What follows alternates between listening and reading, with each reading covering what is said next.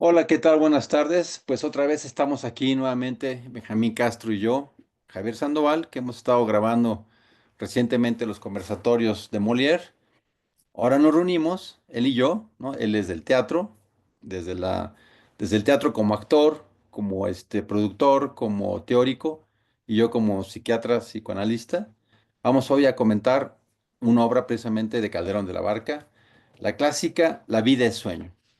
Esta obra que se ha representado por todos lados, pues vamos primero a escuchar la presentación que nos va a hacer Benjamín y lo vamos a incorporar precisamente a nuestra sección de psicoanálisis y teatro, pero al mismo tiempo creo que precisamente tiene tanta importancia que la vamos a meter al área también psicoanalítica por todo lo que tiene que ver con los sueños. Pues muy bien, Benjamín, pues si quieres empezar presentando la obra el día de hoy. Muchas gracias, Javier, y pues un saludo a los que nos siguen en el canal. Pues la verdad es que estamos ante pues una obra pues emblemática, como le llamarían también, de un tipo de discurso, productora de discursividad, una forma en donde muchos demás teóricos, dramaturgos, artistas se han influenciado de este tipo de trabajos. Ya es un trabajo totalmente universal. Calderón de la Barca, español, que nace en 1600, básicamente iniciando el nuevo siglo y muere para finales de 1681, marca, digamos, el periodo principal y, digamos, el cierre de lo que se van a conocer como el siglo de oro o el periodo aurático, ¿sí? Muy apegado a todo el desarrollo barroco que se estaba generando de manera transatlántica, tanto, pues, digamos, en el imperio de la Mancha, allá en Castilla, y pues bueno, lo que también sucede en el territorio aún por considerarse México, ¿no? Pero estamos básicamente con un autor que, como mencionamos, es referente global de autores como Sor Juan Inés de la Cruz, que si tendremos espacio también podremos hablar de ella, y autores también muy importantes alemanes como Goethe, Schiller, Lessing, que tuvo realmente una potencia y mucho más autores referentes del siglo pasado, por ejemplo, Jerzy Grotowski, ¿no? Entonces, Calderón de la Barca sí es un pivote, sí es un parteaguas para, digamos, el desarrollo del drama posterior, ¿no? A diferencia de otros dramaturgos de su época, como Lope de Vega, ¿sí? O Góngora, que realmente no tuvieron esta expansión o esta universalidad como lo tiene Pedro Calderón de la Barca. Nos vamos a basar en su obra de mayor, digamos, madurez estética, dramatúrgica, que es La vida es sueño, una obra conformada de 3 jornadas, 3 actos, que por la época se le conoce como comedia, pero tiene más aspectos de ser un drama para muchos eruditos protoexistencial, una forma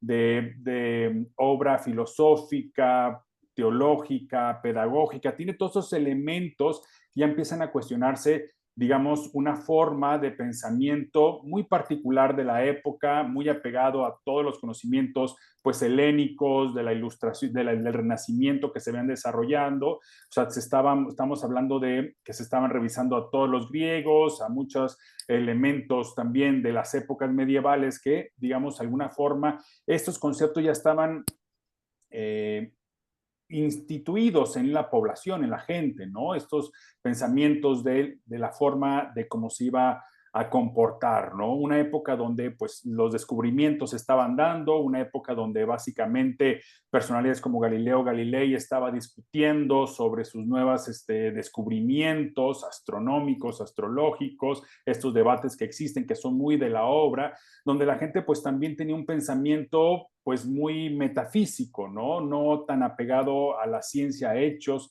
como sucede hoy en día. Entonces era muy fácil dejarse llevar por las ideologías o por los sofistas, como decía por ahí también Platón. Y que este personaje de Platón también será muy importante porque, digamos, tiene un recurrente muy particular en la formación de los ciudadanos, en la formación de los gobernantes. Entonces, todo este tipo de elementos que estaremos desentrañando poco a poco, pues nos hablan de una obra de gran envergadura, compleja, con muchas lecturas, que no tiene una forma unidireccional de solamente darnos un significado, sino son muchas aristas que eso lo va a enriquecer. Pero para iniciar con esto y ceder la voz al doctor Javier, pues vamos a simplemente a mencionar que esta obra se instaura por ahí de la década de 1630. ¿Sí? No se tiene muy claro en qué época se desarrolla, porque para muchos en 1630 se las da a un grupo de teatro itinerante, Zaragoza, pero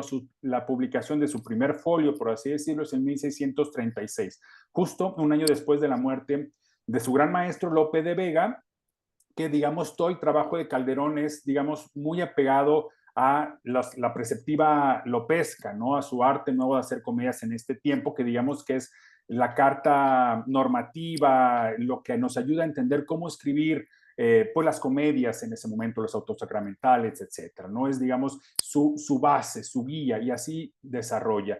Y muy, muy apegado a nuestro tiempo, porque si hoy ya tenemos a un nuevo papa, también consideramos a Pedro Calderón una persona que se tuvo que inscribir, meterse digamos, a la forma instauradora de la iglesia, pues para poder sobrevivir como, pues, digamos, letrado, como artista, desde el auspicio de la iglesia, desde la fe católica, ¿no? Entonces son matices que van a estar muy presentes en el desarrollo de la obra de este corte, digamos, pues filosófico, teológico, muy experimental también para la época, ¿no? Y con esto iniciamos. Te cedemos la palabra, Javier. Pues muchas gracias, Benjamín, por darnos este panorama general de un autor tan importante, ¿no? A nivel, como dices tú, mundial, finalmente, pues. Creo que tengo la impresión que no era tan conocido inicialmente, pero que se ha ido mundializando por su gran obra, ¿no? De entrada, yo lo que tengo que decir de forma muy interesante para lo que tiene que ver con la parte psicoanalítica es que esta obra de teatro es muy interesante porque de inmediato nos da como un panorama muy especial, introduce en un panorama onírico por lo que representa la obra, la forma en que se maneja, lo que se está hablando acerca de realidad o no realidad, sueño o no sueño, esa dificultad o no para ver qué es lo que está ocurriendo y por qué los personajes hacen una historia donde está el principal personaje encerrado, nos dan un ambiente que de entrada es onírico, ¿no? En sí ya eso ya en sí la obra como está constituida, ya nos coloca en un panorama que es distinto, para empezar. Luego, la obra completa podemos hablarla como si fuera un sueño, ¿no? Yo como psicoanalista podría utilizar la obra completa para trabajarla como un sueño, tal como es. La obra así, a mí, como psicoanalista, interpretador de sueños, pudiera muy bien yo trabajar con cualquier productor de este sueño en un proceso precisamente de interpretación de lo que le pasa a esa persona. Y al mismo tiempo, en esto que se habla ahora de la interpretación de los sueños colectivos, es un sueño que también puede ser un sueño colectivo, ¿no? Y en ese caso, si lo ponemos inmerso, ¿no? En esa España de aquel momento, que estaba en esta confrontación con los protestantes, pues con más razón, ¿no? En esta reafirmación del libre albedrío, pero cuando está en un sueño, también hace ya una serie de entradas muy interesantes al proceso inconsciente y preconsciente y consciente, porque es toda una afrenta, ¿no? Al sistema de conocimiento racional que esté consciente. Así como se estaban desarrollando las ciencias, pues también de alguna manera podríamos pensar que precisamente Calderón de la Barca, pues como muchos otros antes, ya nos muestran lo que es el trabajo y el proceso consciente e inconsciente, sin nombrarlo como tal. Eso se denominó desde la llegada de Freud a finales del siglo XIX como tal, pero todo lo que es la naturaleza humana desde lo consciente e inconsciente, pues ya estaba ahí, ¿no? Y entonces esta obra precisamente nos permite centrarle desde ahí.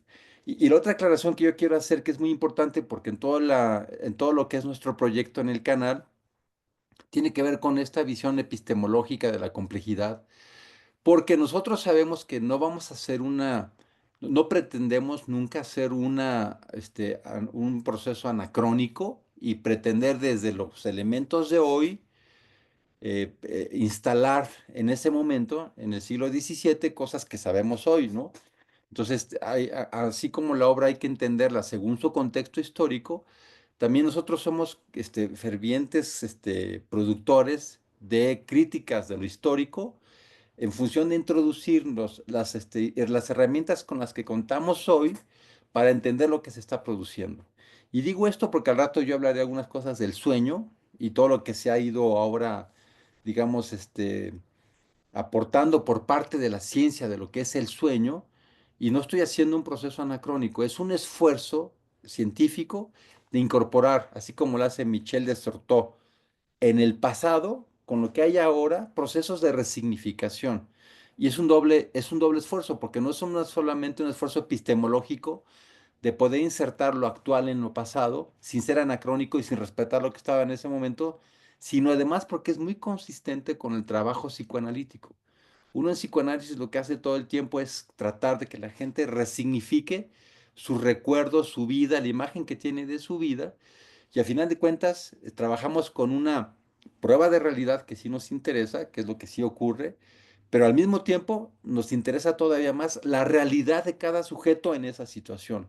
Por lo tanto, el rascar al pasado es muy importante para resignificar y entender mejor lo que nos ha ocurrido en el pasado cuando trabajamos de forma individual, pero cuando hacemos un ejercicio psicoanalítico social arquetípico de ir al pasado, nuestra intención precisamente es entender y resignificar lo que fue nuestro pasado. No cerrarlo a los instrumentos actuales, ¿no? Sino precisamente estarlo reactivando en nuestro que sabemos que nosotros es una infinita forma de estar recapitulando, resignificando y reinterpretando lo que fue el pasado nuestro.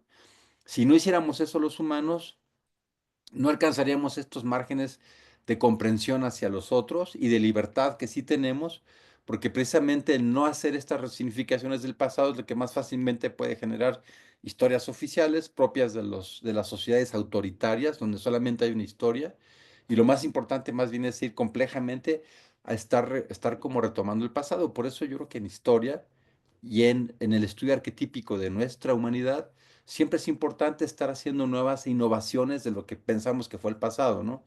Y entonces todo lo que yo voy a hablar posteriormente del sueño, no lo hago en un anacronismo de lo que entonces era el sueño, sino más bien porque creo que se enriquece con también tener estos elementos, ¿no? Pues bueno, entonces, pues por eso, por lógica, ahí nuestras secciones de arqueología de la mente que tenemos nosotros en nuestro canal son muy importantes porque en la parte del trabajo arquetípico, de los procesos del psiquismo, pues vemos precisamente cómo es que todo el tiempo los procesos arquetípicos hacen que haya cosas que nunca cambian desde que apareció la humanidad y hay cosas que siempre cambian. Y entonces queremos movernos en los dos lados, las del cambio y de lo que sí es parte de la constitución humana y el sueño es indispensable para entender al Homo sapiens.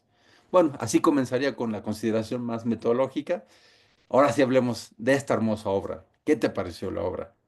Pues la obra, como comentabas, creo que tiene todas estas líneas de interpretación. Me gustaría iniciar con, digamos, una de las principales tramas que tiene la obra, que es la línea de la sucesión al trono, ¿no? Es algo que ya habíamos hablado mucho, se había visto en ejemplos de Shakespeare, ¿sí?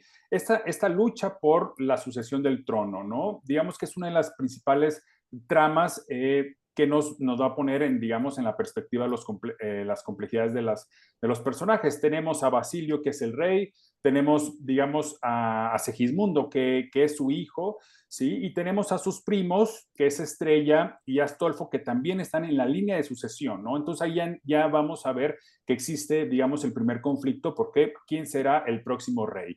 Y tenemos a los personajes que también son importantes, pero que no están dentro de la línea noble, de la nobleza, que es Rosaura, que va a ser trascendental en el desarrollo de la personalidad de Segismundo, y tenemos, digamos, a su ayudante, a Clarín, y lo demás ya son personalidades y un soldado, ¿no? Que también al final, en el tercer acto hablaremos de eso para saber un poco tu opinión, Javier, de esta escenita, esta participación del soldado, que, cómo la revisas. Entonces, esa es la primera, ¿no? Basilio, estamos otra vez en otro país, totalmente fuera de España o de lo conocido en ese momento, estamos en Polonia, como lo hacía Shakespeare, se iba hacia otro lado para no meterse en problemas con el rey y digamos, esto no tiene nada que ver con nuestra realidad inmediata. Y Basilio ya es digamos, un sabio rey que muy apegado a la astronomía, a la astrología del momento, a la cábala, a lo que empezaba él a investigar, para muchos también es una persona pues que se inmiscuye, digamos, en ese tipo de concepto de la predestinación, un poco también leyéndolo en qué te dice tu taza de café, qué viste en este tipo de lugar, o sea, esta numeralia, estos elementos que nos ayudan muchas veces a organizar nuestro caos interno de la vida, pues esta persona lo maneja a partir de los astros o de las estrellas.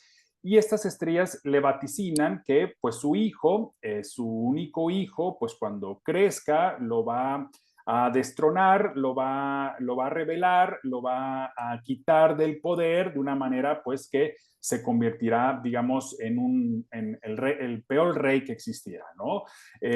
Este tipo de elementos ya lo hemos visto mucho en la literatura, de ahí se basa, por supuesto, Calderón, esto ya lo hemos oído mucho, se basa mucho en la época que leen mucho a Ovidio, quien es el que de alguna manera traduce la mitología griega, helénica, también los poemas de Petrarca, otro también de estos siglos donde vemos que este tipo de elementos ya son recurrentes, ¿no? O sea, como la lucha del padre y el hijo, cómo el hijo va a vencer al padre o va a devorar al padre, algo también muy edípico en muchos sentidos ahí inmiscuido. Entonces, este miedo del padre de que mi hijo me vaya a quitar o me vaya a destronar o se vaya a vengar, ¿no? De manera natural. Esto hace básicamente que encierren a Segismundo en este torreón, ¿sí? Que también ahí mencionan dos veces en la obra que también es caverna, ¿no? Que hablaremos más adelante sobre esta postura, el mito de la caverna platónica, pues esta idea de cómo estos pensamientos que tienen, digamos, ciertos padres conforme a los hijos, ¿sí? Van de alguna manera a generar, pues, este mayor conflicto, ¿no? Yo quiero nada más para hacerte la palabra, Javier, y meternos ahí en las discusiones, esta unión de padre e hijo, ¿sí? Cómo, digamos, va a generar, pues, este ambiente de hostilidad hacia, digamos, hacia su futuro heredero, porque realmente vamos a ver que él se encuentra todo el tiempo encerrado. Desde que nace, básicamente está encerrado en este torreón, en esta cueva. Él no conoce nada más que a su, digamos, al aya o a este señor que le ayuda a su padre, que es Clotaldo, ¿no? Que digamos que sería una forma de su maestro, alguien que de alguna manera lo instruye, porque, digamos, vamos a entender leyendo la obra que no es un primitivo Segismundo, por más que ha vivido encerrado, pues tiene, digamos, una forma de oratoria y retórica muy iluminada, ¿no? Es una persona que sabe manejar el uso de la persuasión, pero sí, sus instintos, y es lo que va a generar ahí el gran conflicto, pues van a aflorar en el momento en que va a otras personas o va a salir o sale de esta caverna, ¿no? Entonces, yo quiero simplemente iniciar con esta relación de padre e hijo, de cómo de alguna manera los padres van sometiendo o, digamos moldeando una forma predestinada de pensar de que puede ser el futuro de mi hijo para bien o para mal, y por tener miedos o este tipo de inseguridades, lo que quiero es que no le que esté encerrado todo el tiempo, ¿no? Entonces ahí ya habíamos hablado de ciertas obras sobre este fenómeno del encierro, de cómo, digamos, no tener acceso a otro tipo de experiencias, de conocimientos, de aventuras, pues moldea una forma de pensamiento característica pues muy hermético o de criterio estrecho, ¿no? Esto, digamos, como un tipo de metáfora de lo que podríamos hacer a nivel Estado de una persona que es autoritaria, que es tirana, que es un gobernante, digamos, autocrático, ¿sí? Eso nos lleva a entender de que pues hay censura, básicamente. O sea, lo primero que vemos es que hay una forma de implantar una ideología que censura totalmente el pensamiento distinto, ¿no? Las cosas o la otredad, ¿no? Entonces, con esto quisiera poner, Javier, para Sí, inmiscuirnos ya de lleno a la sí, obra. no, no, es que ya empezaste precisamente con cosas muy medulares, interesantísimas, ¿no? Relación padre-hijo, poder, encerramiento, represión, mitología. Entonces ya todo eso que estás ahorita ya aportando nos permite ya empezar a ver la riqueza de esta obra, ¿no? Que es, da para todo y da para que todo el mundo la comente porque por todos lados se le pueden ver muchas cosas. Yo empezaría ahí nuestro diálogo, Benjamín, hablando precisamente de esto que tiene que ver con la relación padre-hijo. En efecto, otra vez, con esto que tiene que ver con el proceso del poder. En ese sentido, si nosotros vemos una familia en donde las gentes se dediquen, pues no sé, a la construcción y otros se dediquen al deporte y otros al arte, casi siempre en las familias eso se puede como transmitir y sabemos que los hijos van a aprender de eso. Sin embargo, en el poder en particular tenemos ahí una situación muy interesante porque entonces una cosa es saber política en el poder y la otra es qué tipo de poder se ejerce en ese lugar, ¿no? Entonces ahí es donde sí tiene mucho sentido hablar de nepotismo, porque precisamente cuando se habla de familias de poder, es muy fácil que esas familias hagan un uso autoritario de ese poder, ¿no? Se aprende el oficio de, a veces de una buena política, pero a veces de una política que es precisamente posesiva, ¿no?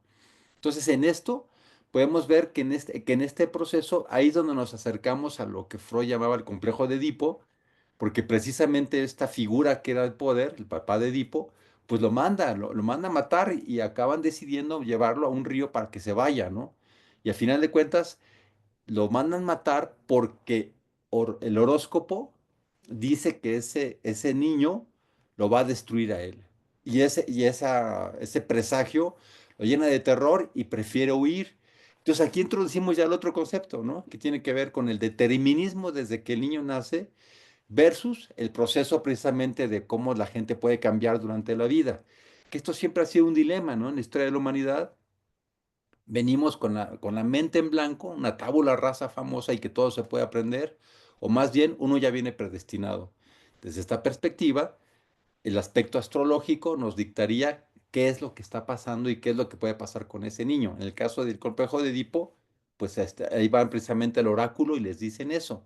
Y aquí en este caso, él mismo, muy interesado en la astrología, se da cuenta de los peligros que tiene. Entonces aquí lo que está determinando la conducta de los padres no es que ellos visualicen, ni el papá de Edipo, ni el papá de Segismundo, Basilio, que el niño puede cambiar según cómo lo eduque él, sino ellos están partiendo del hecho de que los astros son más importantes, ¿no? Hoy por hoy, en el siglo XXI, con esta famosa frase que le recuerdo mucho a un amigo muy querido de la psiquiatría que se llama Nicolini, que es un genetista psiquiatra, él diría, genes es destino, ¿no? Digo, es una gente muy inteligente, por supuesto, él tiene una visión compleja, pero esto, como genetista que dice genes son destino, hablaría como en el siglo XXI, pues precisamente estamos en una época donde precisamente ya sabemos cómo en los genes viene la información genética para cómo es que nos vamos a formar. Y claro, ya en una visión ahora sí compleja, recapitularíamos esas dos visiones, ¿no? Donde si el niño viene en tabula rasa o si el niño ya viene predestinado. Y ahora sabemos, gracias a la epigenética, que precisamente uno puede traer genéticamente una serie de determinantes en su temperamento, en la forma de ser, pero el medio ambiente, mediante la epigenética, cambia la manifestación genética. Se puede aprender, pues. Entonces ahora sabemos mejor, ¿no? Que en aquel entonces, que hay cosas que uno trae, pero que también se pueden modificar conforme uno lo utilice. Pero el mismo Calderón de la Barca lo dice por ahí, ¿no? Porque en sus visiones que hace cosas muy complementarias y muy interesantes, dice eso, ¿no? Que también puede contar un poco la educación, pero eso no sabemos qué tanto vaya a modificar lo que está pasando. Entonces ya en esta que es nuestra área, ¿no? De la complejidad del psiquismo, pues esto sería un aspecto muy interesante porque los padres decidieron hacerle caso a lo que estaba determinado y no a lo que ellos podían modificar. Los dos prefirieron evitar eso. Sin embargo, en esta obra, que yo no sé, me gustaría saber tu opinión en contraste con Lope de Vega, porque aquí los personajes no son tan trabajados, ¿no? Como cuando hemos trabajado Shakespeare o como cuando lo que yo veo de Lope de Vega, sino que el personaje más trabajado es Segismundo y los demás son un poco más periféricos, los conocemos menos o su intimidad, pero ese mismo personaje, el mismo personaje principal, Segismundo, es un personaje que si lo vemos desde una perspectiva así analítica del personaje, diríamos, bueno, es un personaje muy polar.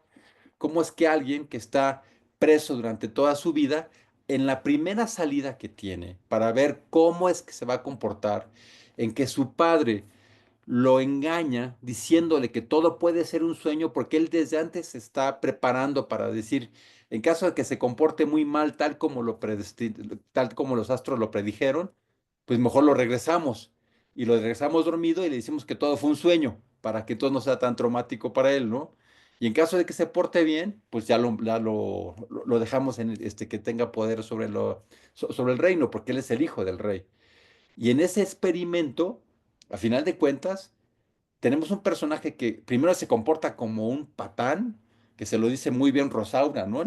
Utiliza una serie de términos ahí muy bien para decir cómo se comporta impulsivamente, soberbio, autoritario, intransigente. Se lo dice Rosaura, ¿no? Cómo se comporta. Y luego cuando se comporta así, inclusive que mata a un sirviente, ¿no? Porque no hace lo que él quiere, lo mandan a dormir y cuando despierta en la torre otra vez y le dicen que todo fue un sueño, dicen, ah, caray, todo era un sueño. pues siempre he estado aquí y eso lo viví, a lo mejor era un sueño y ahí empieza la confusión hermosa que hace Calderón de la Barca.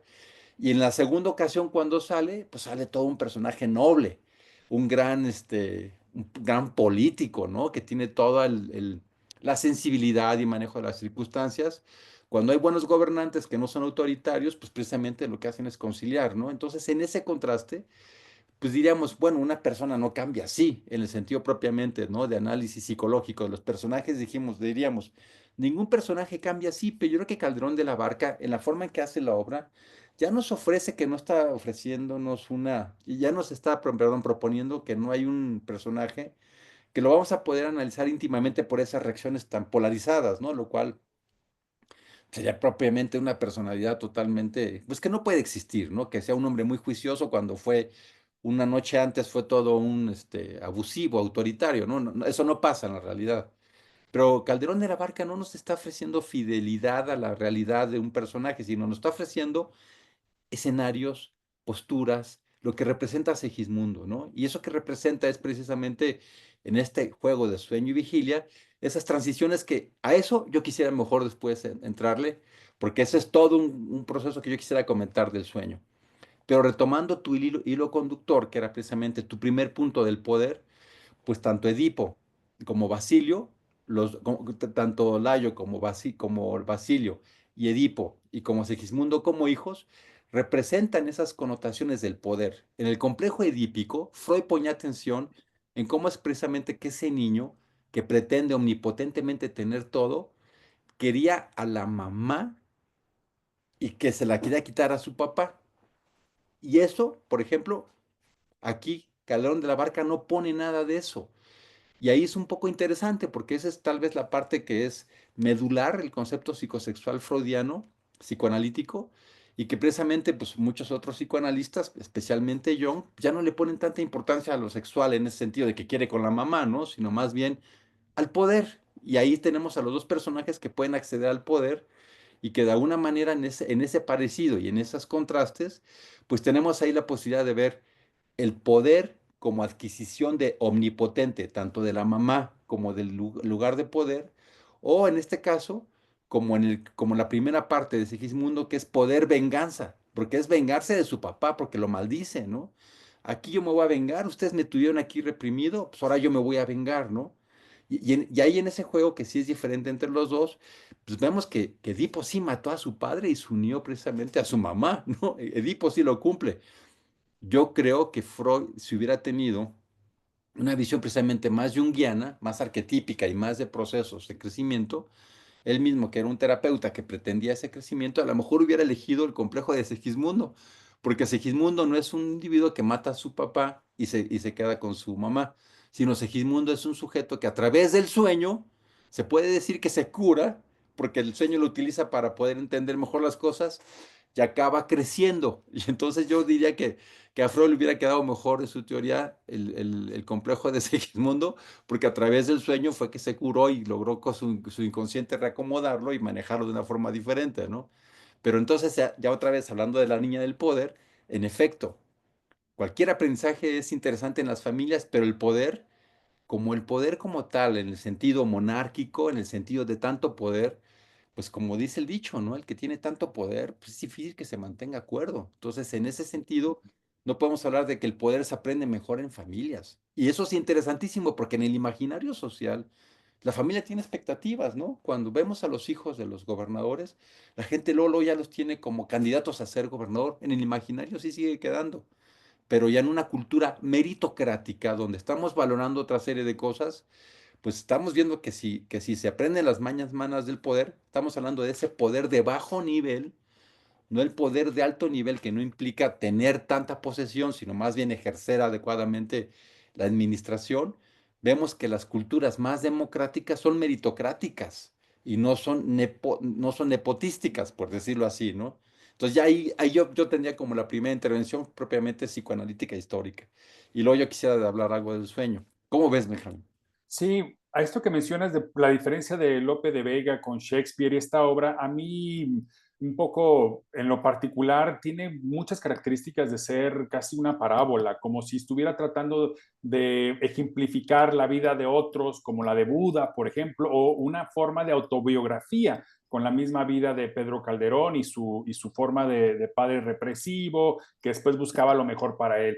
Siento que es una forma que se aleja ya un poco de la forma de lo cotidiano, de ciertas circunstancias, que estaba muy con Lope de Vega para redondear ciertos pues, virtudes o cuestiones, defectos de ciertas personalidades, para meternos aquí a la idea de, a ver, jóvenes o gente, ¿no? Los voy a tratar de instruir, ¿sí? Para que ustedes de alguna manera puedan, reprimir, digamos, estos instintos pasionales que tenemos y alcanzar, digamos, la parte racional, el raciocinio, la iluminación, ¿no? Aquí a esto me lleva a pensar de que aquí hay una forma mucho más pedagógica, más de instrucción, de tratar de, por eso también regresar a la idea de Platón aquí muy presente, de una forma de educar.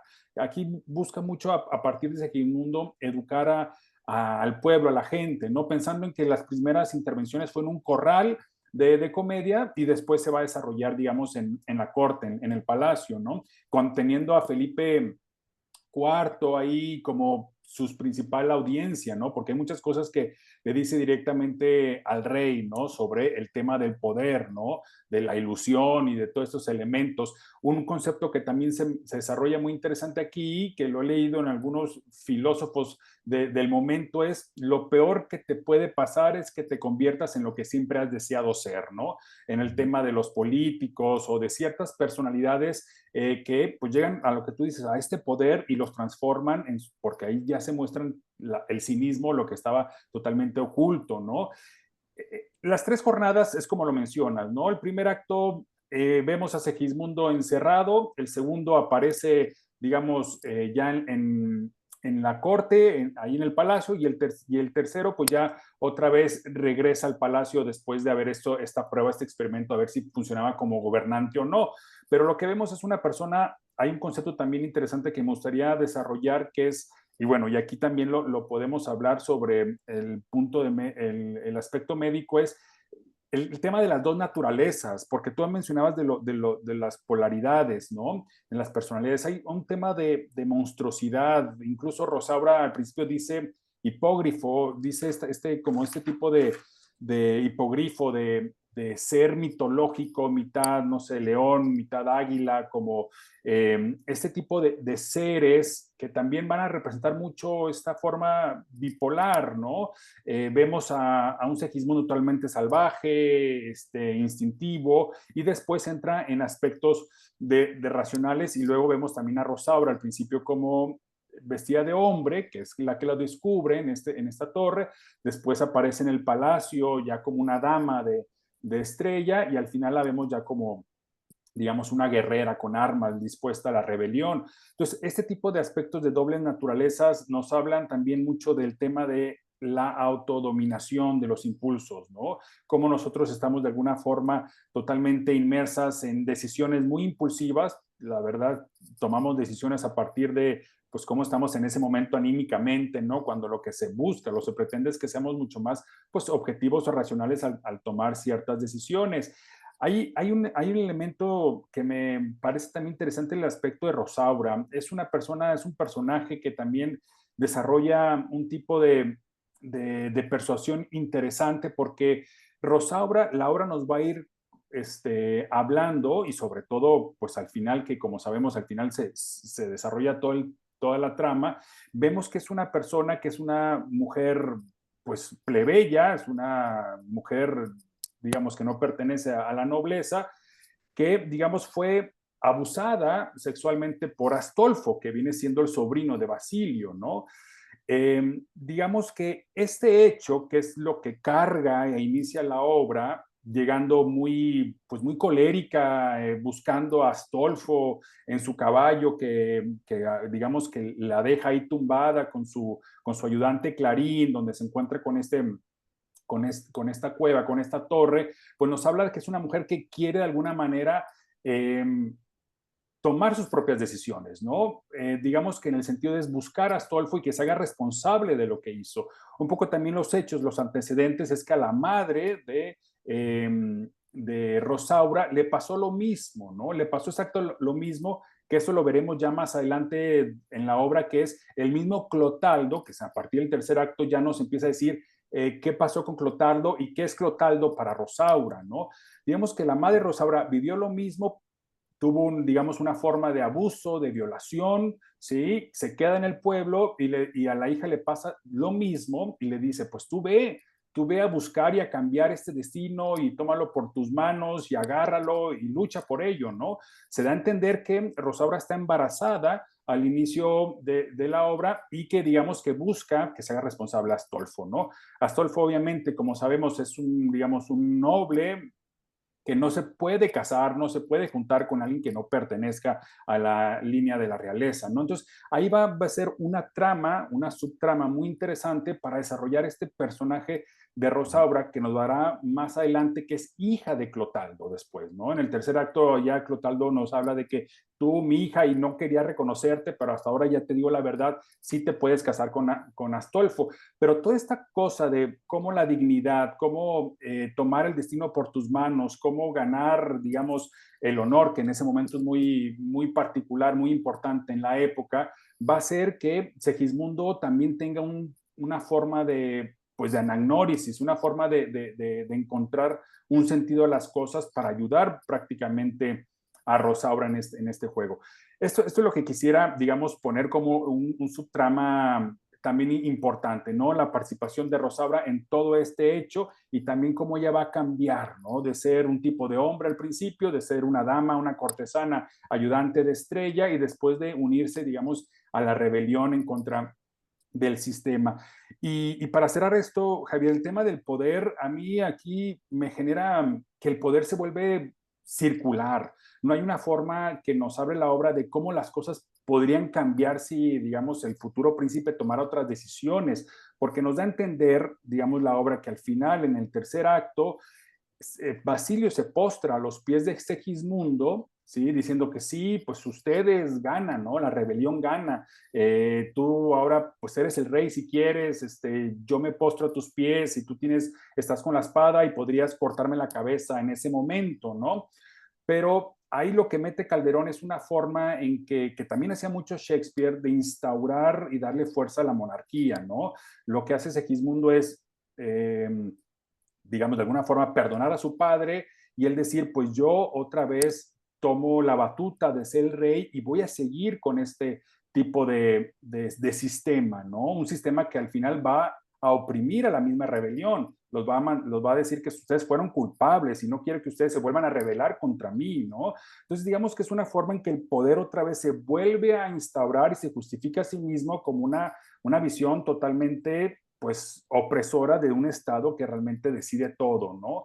Entonces, al final de cuentas, si nos habla esta obra de cómo nosotros podemos controlar nuestras pasiones, digamos, tomar decisiones de manera mucho más racionales y objetivas y pues muy de la época, ¿no? Decir, oye, pues si tú quieres ser pues esta persona, pues tienes que echarle todas las ganas y tienes que estudiar mucho y ya no salgas, ya no hagas otras cosas, tentaciones, etcétera. Reprímete a ti mismo para lograr tus objetivos, pero al final este logro, esta iluminación de ese momento instaura un mismo de sistema que hace, digamos, niega lo diferente, niega a la otredad y niega a estas posturas que de alguna manera buscan pues otro tipo de líneas, ¿no? Por eso al final Segismundo se convierte en su padre.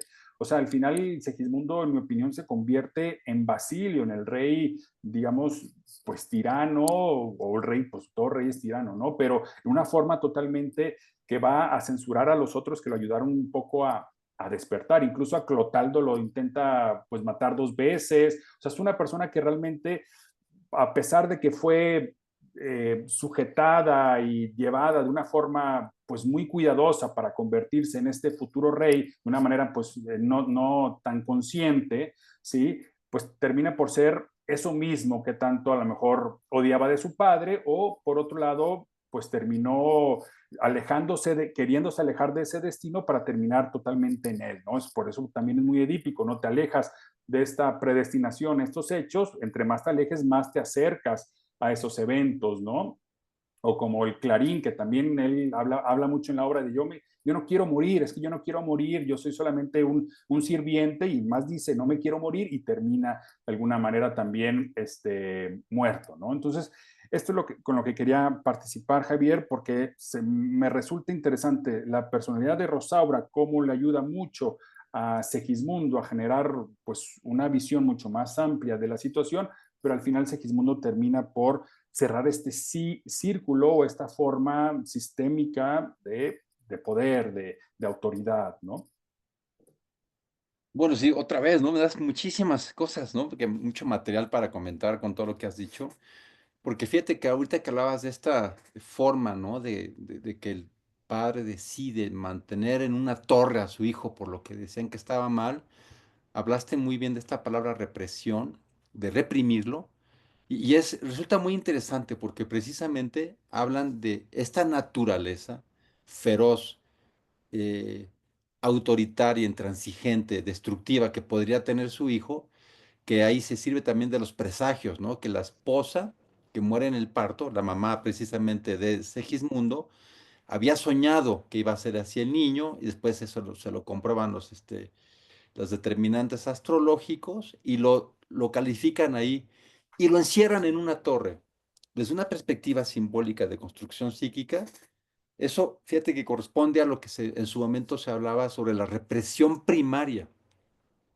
En la construcción del proceso psíquico consciente e inconsciente, se habla que los procesos reprimidos son aquellos que están conflictuados internamente sin conocimiento del propio individuo y que precisamente pueden ser los que provoquen los conflictos por no tener un buen conocimiento de ellos y no haberlos manejado. En la represión primaria, muy cercano aquí, que es más cercano a la obra que tiene que ver más con el cristianismo de aquel entonces, con el pecado original. Nacemos auténticamente pecaminosos, primariamente pecaminosos, o primariamente somos un posible desastre. Esa concepción genera entonces que haya una represión primaria que precisamente permita que no exista la salida de toda esta destrucción, pero porque ya se considera que no venimos como muy lindos, sino ya venimos con mucho riesgo, ahora ya en este caso. Y este riesgo tiene que ver pues precisamente porque en esta maldad que traemos, mejor hay que reprimirla, ¿no? Y el proceso de educación que incluye la represión, pues sí, implica precisamente no sacar toda esa destrucción. Y hay que decirlo, ¿no? Porque frecuentemente cuando uno escucha psicoanálisis y represión, siempre piensa que hay que liberar a la gente, ¿no? Que la gente tenga su sexualidad, tenga su vida, que no se reprima. Pero así como es eso lo que hace el psicoanálisis, también lo que el psicoanálisis reconoce que el mecanismo de defensa fundador del proceso organizativo de un individuo es la represión. Si no hay represión estructural, pues uno entonces no, precisamente no puede tener un manejo adecuado de las pulsiones que pueden ser destructivas, ¿no? Entonces, esta represión primaria sería precisamente como poner una alegoría, ¿no? Por eso ya me encantó que cómo lo pusiste en comparación con Lope de Vega, una alegoría donde entonces este ser que puede ser muy destructivo, lo metemos a la torre, lo reprimimos completamente. Y así ya nos guardamos, ¿no? Y un poquito estaría de acuerdo a ciertas educaciones tradicionales que precisamente es al niño reprímelo, que se porte bien y luego ya después veremos qué hace. ¿Qué es lo que hacen ellos? Reprímelo toda la vida y ya cuando sea adulto lo sacamos a ver cómo se comporta. Pues claro, se comporta pésimo, si lo tuvieron encerrado todo el tiempo, pues luego se comporta de una forma agresiva, ¿no? Pues normal, está enojado, pero bueno, enojado de más, ¿verdad? Porque se comporta bastante autoritario. Pero precisamente el proceso de regulación sería es el que daría el mejor proceso de activación dentro del proceso de la vida y no solamente haberlo reprimido. Y luego me parece muy interesante porque también hablaste de Buda y a mí precisamente el libro me recordó a Buda porque en el ciclo sueño-vigilia, ese proceso que todos tenemos de estar 8 horas dormidos, o sea, la tercera parte de nuestra vida se nos va a dormir, estamos 8 horas dormidos y luego estamos despiertos. Y en eso que es sueño-vigilia, aparentemente un contraste, estar en vigilia despierto, estar en sueños, dormido en sueños, ese contraste, a través de los sueños, nos damos cuenta que realmente no es tanto el contraste, sino que es un ciclo que va todo el tiempo. Y lo que uno sueña durante la noche que está dormido tiene que ver con lo que uno es. Y aquí lo dice Calderón de la Barca, ¿no? El rico sueña con que es rico, el pobre con que es pobre, y cada quien sueña de acuerdo a su naturaleza. Y eso tiene que ver con que el cerebro sigue activo en estas áreas que tienen que ver con el sueño, aunque estén las áreas motoras desactivadas. Y durante mucho tiempo, inclusive la misma psiquiatría en los 70 dijo que los sueños eran basura, que no servían para nada. Inclusive los primeros hallazgos en los 70 que tenían que ver con ver la actividad pontocerebelosa, en esa área donde está el puente, pues, donde está el puente y origina estos periodos donde hay el sueño REM, que es cuando uno sueña principalmente. La psiquiatría llegó en los 70 a la condición de que no servían para nada los sueños, ¿no? Y claro, las neurociencias han avanzado muchísimo y ahora precisamente gente que ahí mismo estaba diciendo que no servían para nada, en este trabajo conjunto ahora con las neurociencias que se han desarrollado desde hace 35, 40 años, pues se ha visto que precisamente la activación del área del cerebro que tiene que ver con cómo se construye, nos hace ver que cuando en el sueño se están activando áreas que son más bien centrales y no hacia la corteza cerebral, los sueños son como más desorganizados y no se entienden. Y cuando los sueños se activan más áreas ventrofrontales, el sueño es más lógico y uno lo entiende mejor. Entonces vemos que entonces que depende el contenido del sueño de qué se activa. Y esto es interesantísimo porque la inteligencia emocional no tiene que ver con nuestra actividad cortical lógica, estructurada y racional, sino tiene que ver con las capacidades de respuesta emocional ante los conflictos, aunque uno no hable. No tiene que ver lo que uno habla, sino tiene que ver lo que uno hace y cómo lo siente. Y la inteligencia más racional, que tiene que ver con actividad cortical, más en áreas más externas, pues esas áreas están pues, precisamente dormidas en las áreas del sueño y por eso los sueños son de naturaleza distinta. Pero hablando de Buda, ahí es donde estamos viendo que ese proceso que está uno viviendo en la vigilia y que uno en el sueño, pues en el sueño se pueden ver mejor áreas en que nos estorba el área cortical y vemos de una forma más fácil cosas de comprensión holística, compleja, en contraste con la inteligencia que es cortical mediante que uno está en vigilia. Entonces realmente es un complemento. Y la forma en que lo ponen, a mí hasta me recordó el samsara budista, ¿no? Hinduista, donde precisamente todo el tiempo tenemos la oportunidad de recapitular y reaprender, y todos los días tenemos un ciclo para reaprender, depende de nosotros si lo usamos o no.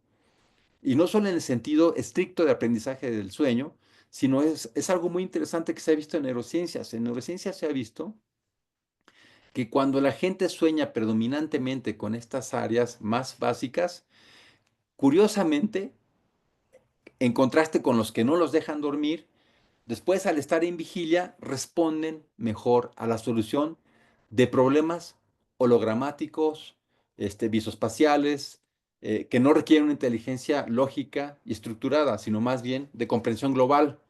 Y entonces hasta resulta interesante porque hasta los experimentos nos han mostrado que eso nos permite resolver mejor otro tipo de problemas, pues.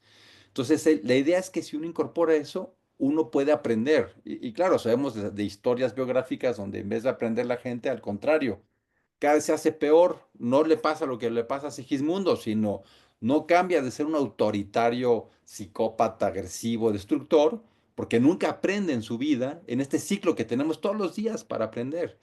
Todos los días, todos los meses, todos los años, hay ciclos que nos ayudan como a reconstituirnos en ese aprendizaje y por eso no creo que sea casual que así lo toma como el ciclo sueño-vigilia esta obra y que a mí por eso se me figuraba mucho lo que dice el hinduismo en este proceso de reconstrucción a través de los ciclos donde tenemos oportunidades, nada más que ahí es a través de vidas, ¿no? Pero no importa, es un poco la misma concepción de que esto es cíclico y no es lineal, ¿no? Y luego ahí viene entonces el otro punto que es aquí, que es el libre albedrío.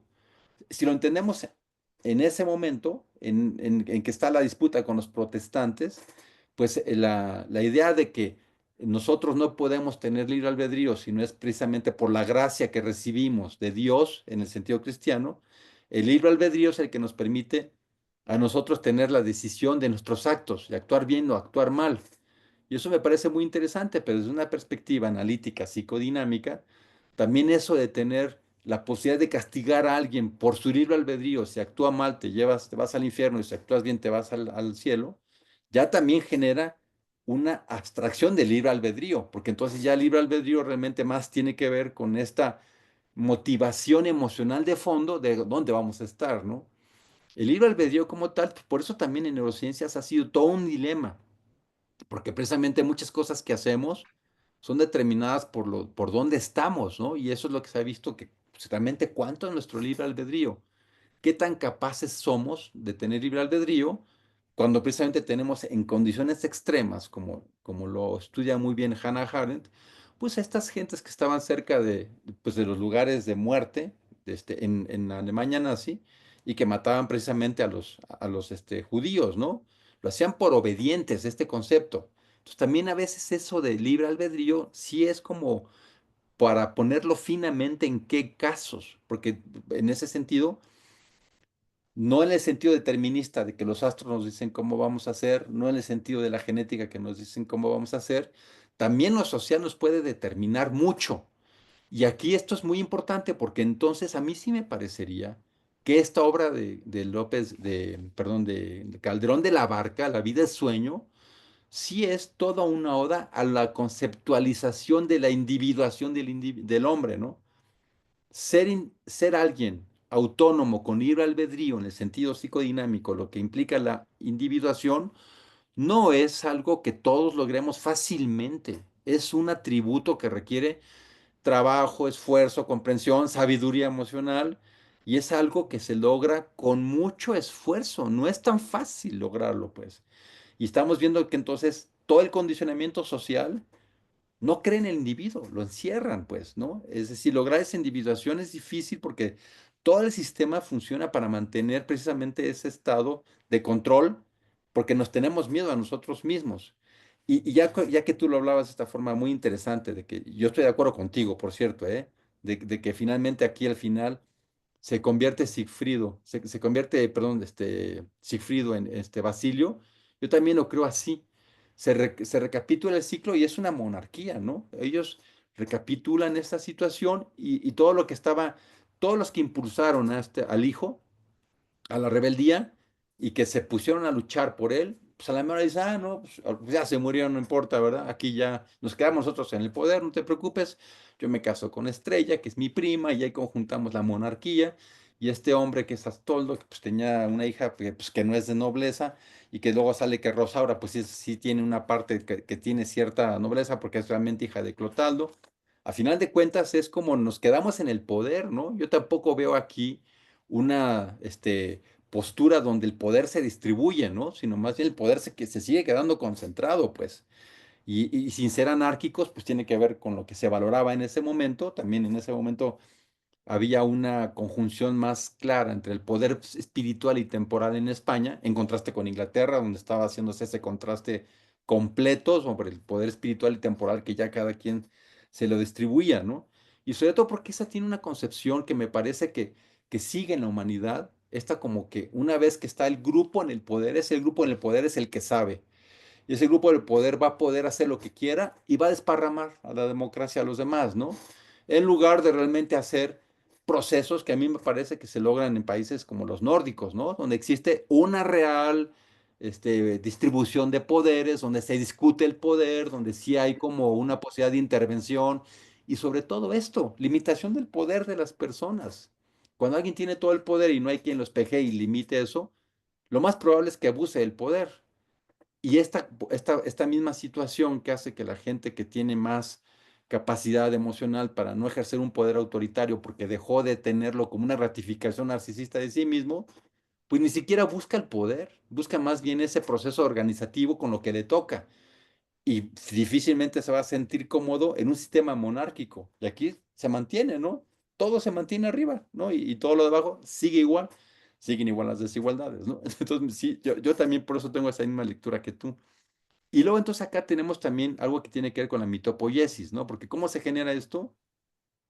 Entonces ahí cada quien tiene su constructo, cómo se generan estos procesos.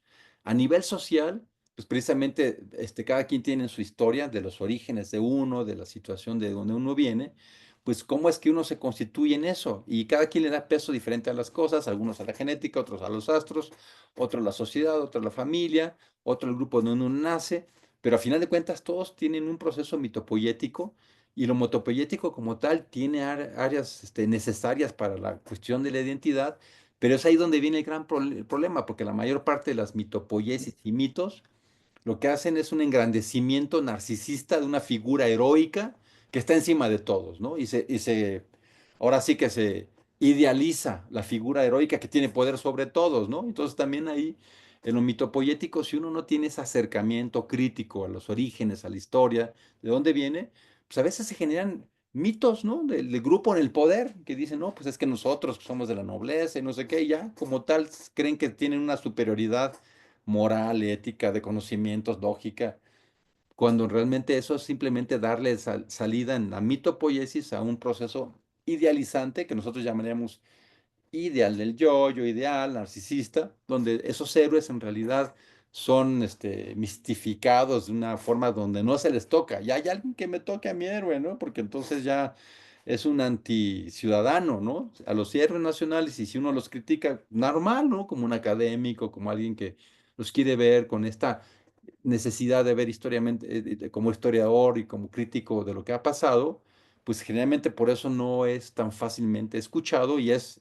reprimido, inhibido, ¿no? En su posibilidad de manifestarse. Hay dos puntos claves que me gustaron mucho, Javier. Hablas de, bueno, esto lo traduce Platón en El filósofo rey, ¿sí? Él habla sobre el filósofo rey que después, hablando un poco del nazismo, Hitler lo malinterpreta, ¿no?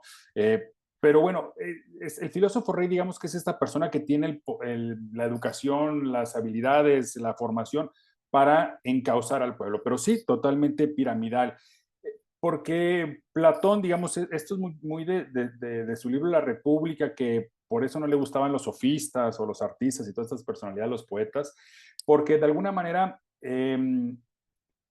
alteraban las pasiones o los pensamientos de los individuos, ¿no? Había que llevarlos con un pensamiento mucho más unidireccional. Y ahí me llega el otro punto sobre las formas de pensamiento distintas de la época, la reforma y la contrarreforma, ¿no? O sea, la reforma calvinista, que hablamos de los países nórdicos, que pues de alguna manera estaban más abiertos al pensamiento distinto, ¿no? O sea, había mucho más opiniones y acá en los países católicos, ni se diga México y España, pues el pensamiento era mucho más estrecho, el criterio era mucho más estrecho y más cerrado. Entonces, ahí si no, la opinión divergente, distinta, pues no era bienvenida, ¿no? Esa es una de las grandes desventajas que podríamos decir en el progreso del pensamiento, mientras allá habían pues muchas personas, ¿no? Luteranos, calvinistas, pensando con aquí solamente estábamos con lo que decía la religión, ¿no? Muy apegados en eso. Entonces, estas dos ideas son muy buenas. La de Platón en el tema de que Platón habla mucho sobre la superación del ser a través del deber ser. ¿Sí? Esto es algo que creo que tiene mucho la obra de Calderón, ¿no? O sea, la forma en que tú y ahí es donde entra la dialéctica sobre libertad y destino, que, aquí, que a tu audiencia estaría padre que comentaran aquí en el apartado de comentarios. Aquí la discusión es, ¿la libertad qué es? ¿Es un compendio de responsabilidades o un compendio de derechos, ¿no?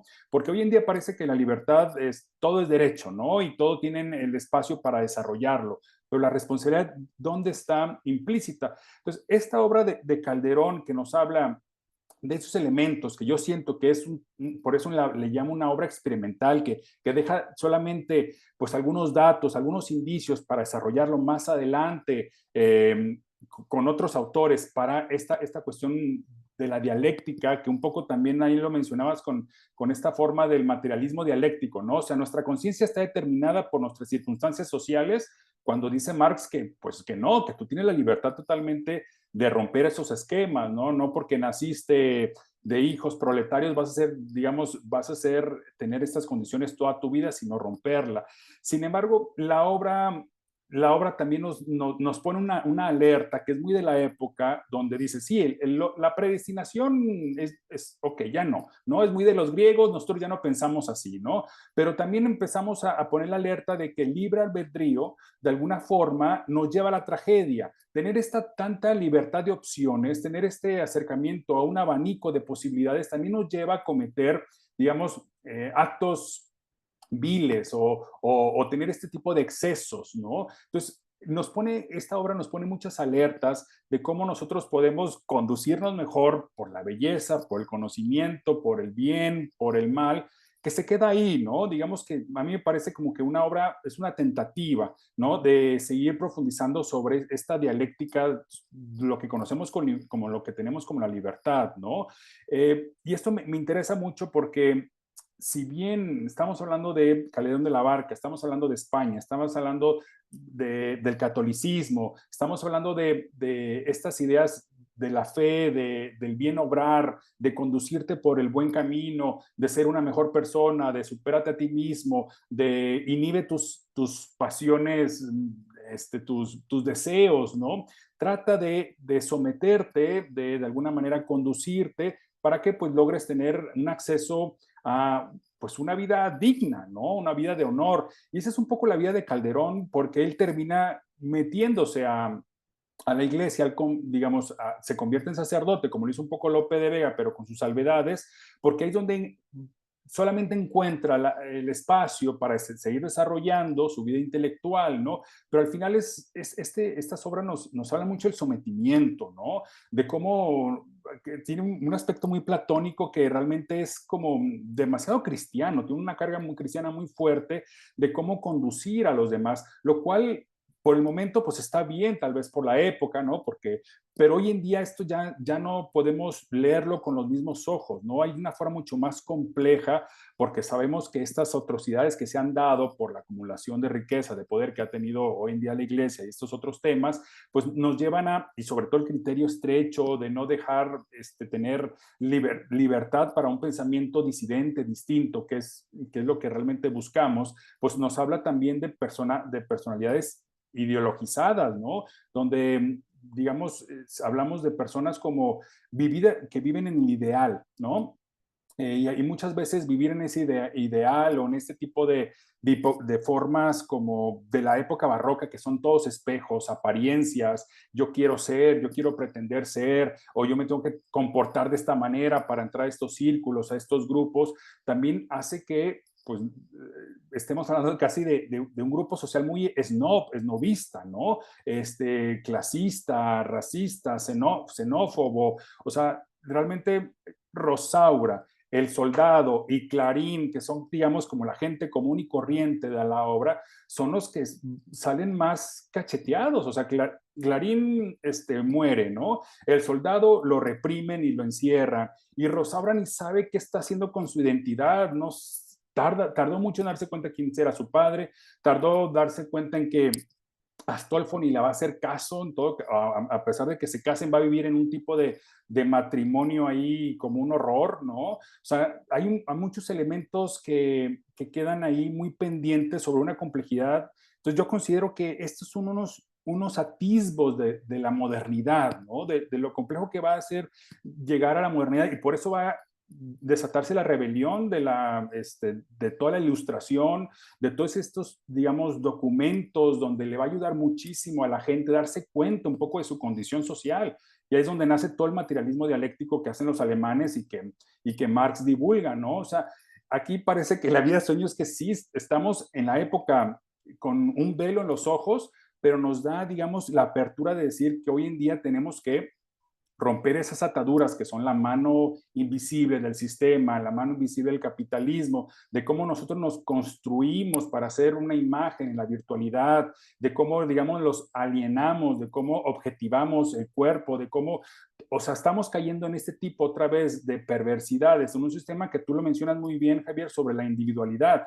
¿Cómo lograr eso? Pues yo creo que la vida en sueño es una obra que se queda corta, pero que deja, digamos, los elementos para, digamos, desarrollar este concepto de cómo estar, digamos, en un momento donde podamos estar más en presente con nuestras propias circunstancias, siendo conscientes de las mismas y no caer en un exceso digamos, un exceso de ideal, ¿no? Que ahí es su terreno, pero por ejemplo, lo escuché hace muy poco que los suicidas, las personas suicidas tienen un exceso de, tienen un exceso de ideal, ¿no? Se cansan de ser ellos mismos, ¿no? Se cansan de pretender alcanzar ser eso que quisieran ser, ¿no? Y toman unas decisiones pues radicales, ¿no? Pero el cansarse de ser yo mismo, de pretender ser esa persona que la sociedad me pide ser, que mis padres piden ser, que yo mismo me autoexijo querer lograrlo ser, que pretendo en las redes sociales estar todo de mejor manera, todo eso genera un agotamiento que hoy lo vivimos totalmente como, pues, digamos, pues el agotamiento del ser humano, todos estos conceptos, ¿no? Donde estamos totalmente cansados. El punto es que esta obra me lleva a estas reflexiones, ¿no? Me lleva a estas reflexiones sobre cómo se plantean aquí ciertos elementos que se van a volver todavía mucho más complejos más adelante. Entonces, este periodo barroco en el que estamos situándonos, pues es el teatro, es un mundo, ¿no? El mundo es un teatro y hoy lo vemos también con las redes sociales igual, ¿no? Todo parece que es un teatro, es una ficción dentro de las redes sociales, dentro de todo ese tipo de plataformas que en la vida real básicamente estamos pues alienados, desconectados, viviendo nuestra propia tragedia, viviendo en el pasado y en el futuro, tal vez, ¿no? En el pasado, digamos, en el sentido de nuestros problemas, nuestros traumas y en el futuro viviendo en nuestras aspiraciones, ideales, expectativas o los miedos mismos, ¿no? Las fantasías, pero ya no estamos en el presente, ¿no? Entonces también la vida de sueño es una invitación a estar en el presente,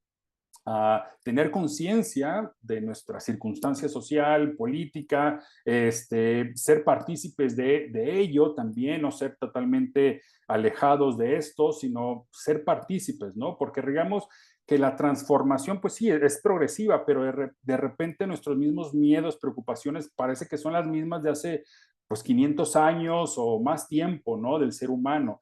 Entonces, creo que la libertad, ahí es donde se puede poner en cuestión de qué es. ¿Sí? Son derechos, son responsabilidades, yo cómo estoy conforme a la libertad, ¿no? ¿Cuáles son un poquito mis aportaciones?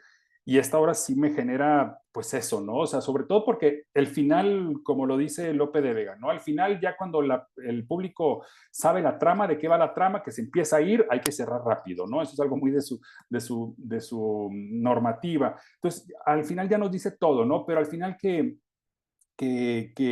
este Segismundo si levante el estandarte, pues hoy en día es poco creíble, ¿no? Hoy en día veríamos que le corta la cabeza y después a lo mejor él se defenestra, salta del castillo, etcétera. O sea, ya hay otro tipo de decisiones. Es una obra que las acciones de los personajes no se justifican por las circunstancias en las que están presentes, ¿no? Digamos que están un poquito pues aleatorias en mi opinión, ¿no? Este tipo de decisiones que toman, ¿no? Que es, digamos, pues lo que me tocó y así me quedo, ¿no? Entonces, pero esta necesidad de cambio, pues ya es un concepto mucho más moderno.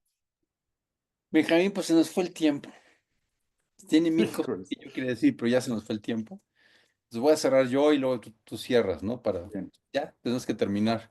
Pero nada más rapidísimo de lo que dijiste, sí me parece que de forma global, el gran problema que yo sí vería en este sentido en la obra es que en el mensaje global de lo que estábamos hablando, del poder y de la posibilidad de crecer de las gentes en su libre albedrío, pues en realidad es una obra que a nivel global lo que hace es, se mantiene el poder en la monarquía, en los pocos que lo tienen. El pueblo cuando quiere decidir, no decide, la gente que no es la poderosa, hasta los castigan, ¿no? Representado en el soldado, y no decide la gente desde sí. Entonces, me parecería que presente es una obra donde es estática y pasiva. Lo que tienes que hacer es esperar que te toque un rey bueno, pero esperar pasivamente. Y es un poco va con esta cosa pues, de la filosofía cristiana, ¿no? De esperar que Dios te perdone, de esperar que Dios te guarde contigo y hay que estar bien con Dios. Y es una pues, actitud pasiva donde no se fortalece mucho esa posibilidad de uno gestarse a sí mismo, porque no está inhibido por lo que un Dios o no te va a dar, sino en función de tu propio proceso creativo. Y aquí es esperar a que un rey bueno te toque. Y si te toca malo, ya te tocó. Y que ese rey bueno te toque algo, ¿no? Ahora, yo quería nada más, bueno, es que del sueño quería hablar muchas cosas, pero ya no voy a poder, pero quiero decir algunas cosas interesantes, ¿no? Lo interesante de la vida en sueño es que en efecto Calderón de la Barca utiliza el término sueño para darle muchas connotaciones. Lo utiliza para hablar de los sueños, de las imágenes oníricas que uno tiene durante la noche, principalmente, que es el engaño que él se está teniendo de saber si es o no verdad lo que vivió cuando lo llevaron realmente a ser el hijo del rey. Lo utiliza en ese sentido, pero lo utiliza en muchos sentidos. Lo utiliza también como las ilusiones, como cuando nosotros decimos actualmente, ¿no? No sueñes. Es como cuando decimos que alguien está pensando que va a lograr algo que no se ve factible. También lo utiliza como proyectos. ¿Cuáles son tus sueños? Como lo que sí es factible. También lo utiliza así en todas esas estas acepciones, que es interesante porque siguen transminando hasta la actualidad. También para hablar de lo que es ilusorio. Esos son sueños. Eso es ilusorio, no es real. Lo que es sueño no es real. O nada más es una parte de lo que estás tú pensando. Y en la interpretación del sueño lo que hacemos precisamente es interpretar esas partes del sueño. De hecho, la idea es que si uno no integra bien sus sueños, uno no sabe realmente bien qué está pasando con sus sueños, porque no integra bien lo que uno le está pasando en función de esas visiones parciales que el sueño nos ofrece, que por eso son tan difíciles de poder trabajar. También habla del sueño como premonición. Ese sueño que te dice algo que puede ser que sea el futuro, porque inclusive cuando el hijo del rey, Segismundo, va a tener la nueva oportunidad de salir, dice, no, bueno, yo creo que esto es una premonición de que lo que soñé antes quiere decir que sí se va a cumplir. Y luego, como una cuestión de pensar que si son sueños, entonces esos sueños pues son como algo que no te vas a desengañar, porque como eran sueños ya no te desengañas. Y la otra parte como que tiene que ver muy importantemente como procesos de reparación, que es lo que yo decía, ¿no? Cuando uno trabaja bien los sueños, a uno le dan claridad y dan posibilidades de que uno no solamente entienda lo que fue, sino entonces también de que se abran las posibilidades a saber lo que sí va a hacer.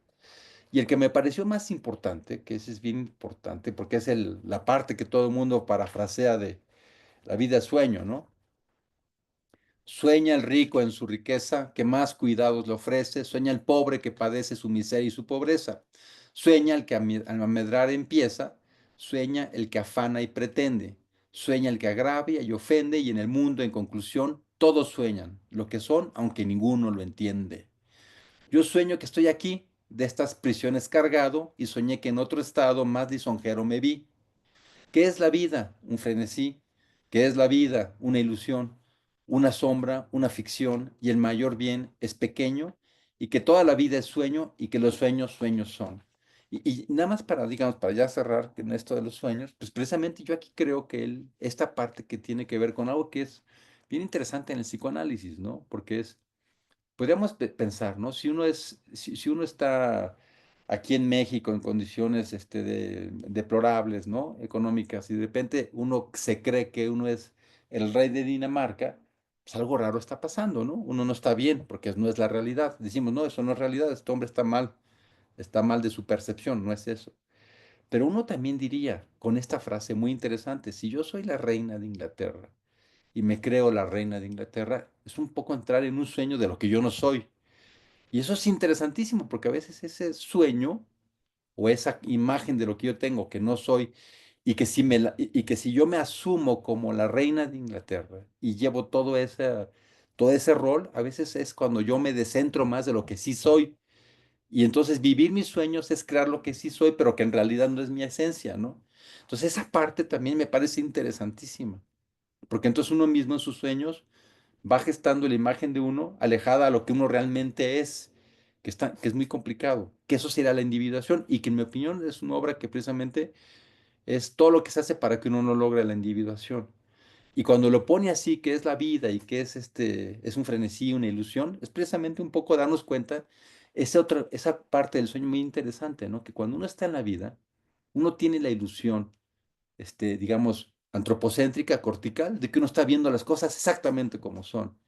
Y en realidad lo que tenemos es un montón de bits de información que estamos manejando conscientemente y que nos dan cierta imagen de lo que es la realidad, muy kantianamente, ¿no? Realmente nunca sabemos bien lo que está pasando y mientras más la acomodamos, mientras las emociones y sueños nos estorban menos y se integran bien para una comprensión más clara, uno se acerca más a realmente ver lo que sí es.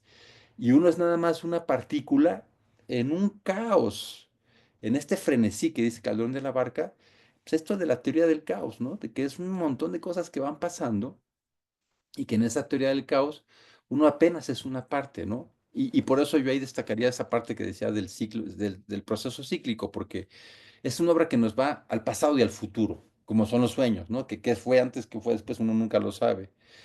En la obra Basilio quiere controlar el futuro. Hoy voy a encerrar a mi hijo para que el futuro no me vaya a matar y no vaya a ser un gran dictador. Y también están Clotaldo y Astolfo. Ellos también tienen que estar viendo un pasado, porque en el pasado Clotaldo dejó a Rosaura, no se hizo cargo de ella y la dejó ahí en el lugar ahorita se me va, de Moscovia, ¿no? Ahorita a ver si me acuerdas cuál es. La deja ahí y entonces no se hace cargo de ella, tiene un pasado y la hija va a buscarlo, porque no se hizo cargo de ella. Y Astolfo, porque precisamente dejó a Rosaura, a la misma Rosaura, a la doblemente vituperada Rosaura, la dejó porque la abordó y la dejó fuera de esa, la abandonó también, ¿no? Entonces ellos tienen un pasado que se les va a llegar y el otro tiene un futuro, y entonces también hace un juego de futuro-pasado que también me darían más tribuna a pensar en esta cuestión donde todo es pasado y futuro, y todo el tiempo que estamos haciendo cosas es nuestro pasado, el posible futuro y el presente que sí podemos resolver. Y el pasado se nos agolpa en esa posibilidad de resignificar lo que está y que los sueños nos los van recordando y que cada noche nos permiten ese proceso de cíclico, ¿no? Pero por eso me parece una obra enorme que tenemos que terminar por el tiempo.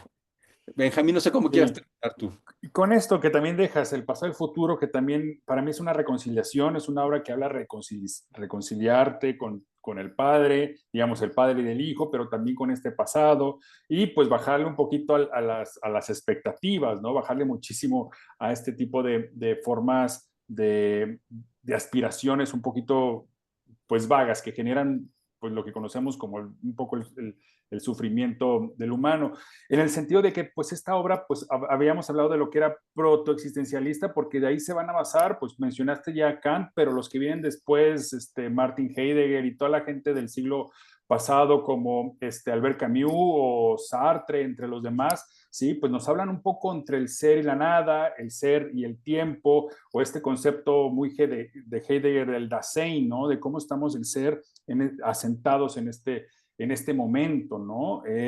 Pero con esto, sí, o sea, creo que es una obra que genera para la discusión, que hay que cada vez generaciones retomarla, reinterpretarla, darles esta visión totalmente contemporánea, no dejarla solamente como algo museístico, sino darles, sobre todo en la puesta en escena, pensando de cómo esto podría generar también un impacto y una atracción a las nuevas generaciones en el presente, ¿no? Pues muchas gracias, Javier, por la oportunidad. Creo que pues fue muy, muy rica esta charla y qué bueno que Calderón lo haya detonado, ¿no? Dicen en el libro, ¿no? ¿Cuál es el peor pecado del hombre? Haber nacido. Y de ahí Sí. todo el siglo XX tendría mucho que decir eso. Uh Pues sí, -huh. pues muchas gracias. Nos vemos a la próxima. Muchas gracias. Hasta luego.